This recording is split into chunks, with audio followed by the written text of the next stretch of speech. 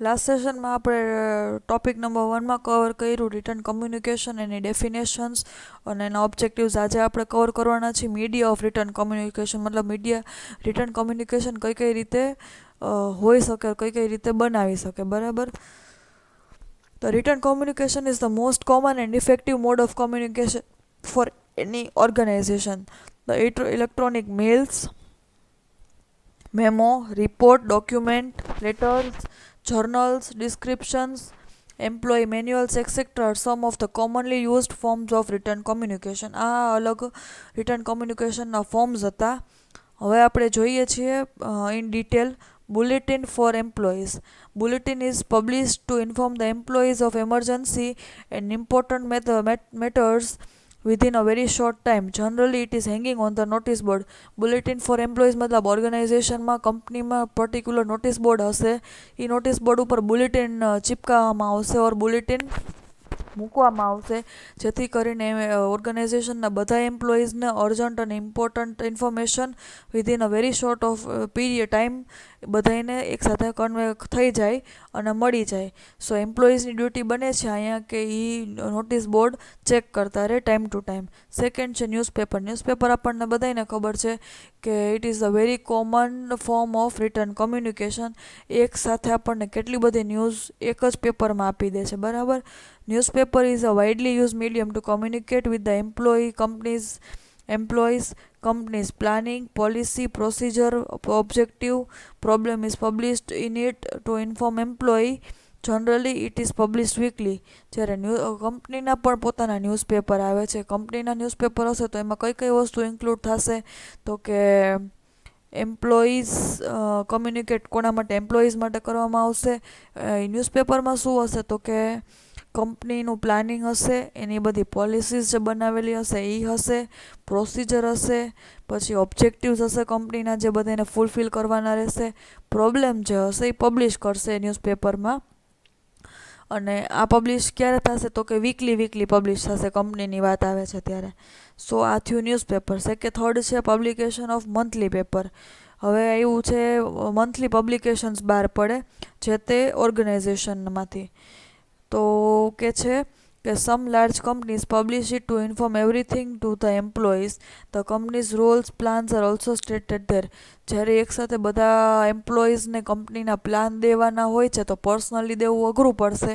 એવા ટાઈમમાં પબ્લિકેશન જે મંથલી પબ્લિકેશન હશે એ કંપની પબ્લિશ કરશે, બહાર પાડશે, જેથી કરીને એમ્પ્લોઈઝને એના ફ્યુચર પ્લાન્સ એમાં મેન્શન કરેલા હશે, કંપનીઝના રોલ્સ, એના રેગ્યુલેશન ને બધું મેન્શન કરેલું હશે, જે એક રિટર્ન પર્પઝ પણ સર્વ કરે છે.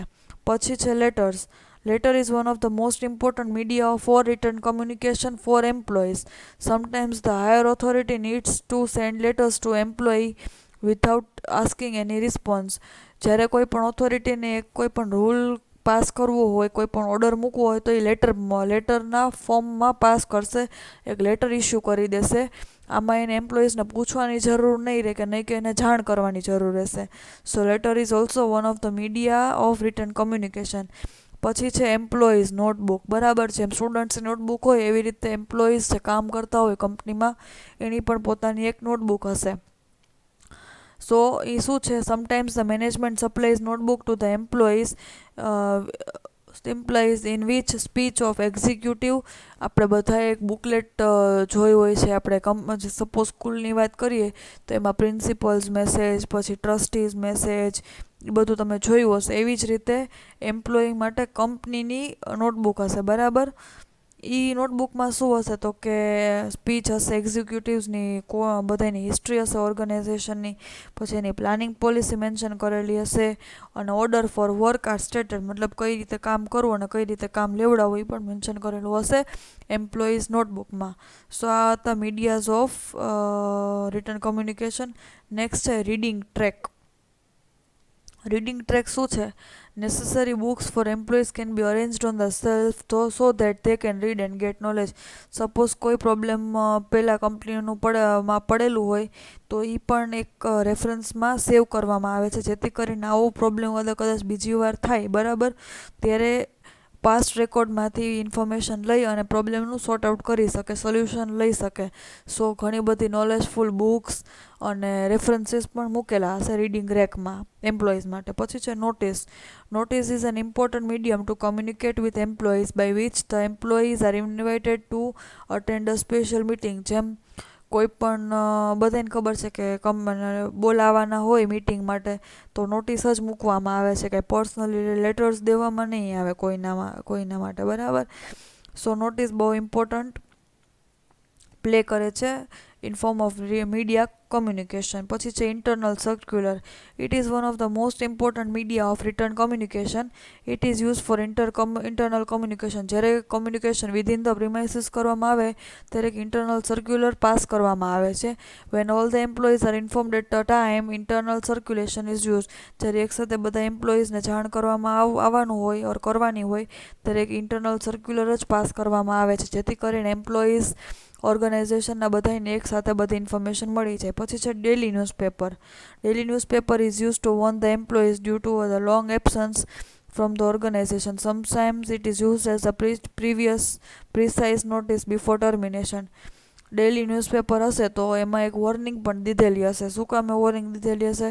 તો કે લોંગ એબસન્સ થશે જ્યારે ઓર્ગેનાઇઝેશનમાં, અને ઘણીવાર તો પ્રિસાઇઝ નોટિસ એટલે કે પ્રાયર નોટિસ પણ દેવામાં આવે છે આના માટે, બરાબર. પછી છે કમ્પ્લેન બુક. કમ્પ્લેન બુક શું છે? કમ્પ્લેન લિસ્ટ કરતી હોય.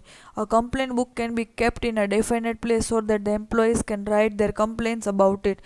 અગર એમ્પ્લોઈઝને કોઈને કંઈ પ્રોબ્લેમ હોય, કોઈને ક્યાંય રિક્વેસ્ટ કરવાની હોય, કોઈને કમ્પ્લેન કરવાની હોય તો કમ્પ્લેન બુકમાં, કમ્પ્લેન બોક્સમાં પોતાની કમ્પ્લેન નામ નાખી શકે છે અને જાણ કરી શકે છે કંપનીને એના પ્રોબ્લેમ વિશે. પછી છે memo. Memo is a popular medium of internal written communication. આ memo is a short form of letter usually to communicate with the employees of the same organization. Memo હંમેશા ક્યારે હશે? જ્યારે કોઈ પણ પર્ટિક્યુલર મેટર હશે તો એનું હાઇલાઇટ એટલે કે સમરી શોર્ટમાં જ્યારે પોઈન્ટમાં દેવામાં આવે ત્યારે એને મેમો કહેવામાં આવે છે. સો મેમો છે એક પોપ્યુલર મીડિયમ છે જ્યારે સેમ ઓર્ગેનાઇઝેશનમાં દેવાનું ઓર જાણ કરવાની હોય છે. પછી છે રિપોર્ટ. રિપોર્ટ બધાને ખબર છે. Report is an organise statement of facts and findings that contains information obtained by proper inquiry and examination and evaluation of any past event relating to a particular subject or problem that helps to decision making. Report કોના માટે હશે? Particular matter માટેની બનાવવામાં આવેલી હશે.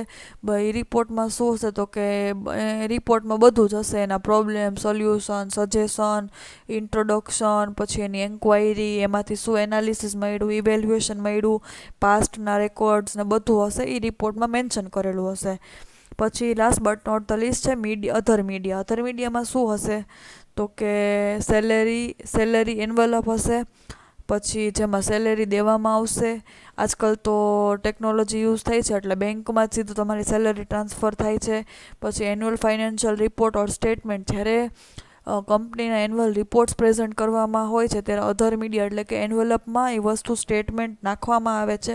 Printed statements એન્વેલપમાં દેવામાં આવે છે. નોટ શીટ્સ, પછી ક્વેશ્ચન બોક્સ અને એસે કોમ્પિટિશન એક્સેટ્રા. જ્યારે કોઈ પણ એમ્પ્લોય માટે અલગ અલગ એક્ટિવિટીઝ રાખવામાં આવે છે ત્યારે અધર મીડિયાનો યુઝ કરવામાં આવે છે. આ રીતે એકસાથે બધાને નોટિસ મળી જાય છે અને ઇન્ફોર્મેશન પણ સેન્ડ થઈ શકે છે. સો આ બધા થયા medias of written communication in detail. આપણે અહીંયા 13 પોઈન્ટ કવર કર્યા આજના ટોપિકમાં. નેક્સ્ટ ટોપિકમાં આપણે જોશું એડવાન્ટેજ અને ડિસએડવાન્ટેજ કોના? તો કે રિટર્ન કમ્યુનિકેશનના, બરાબર, in detail. Thank you for today.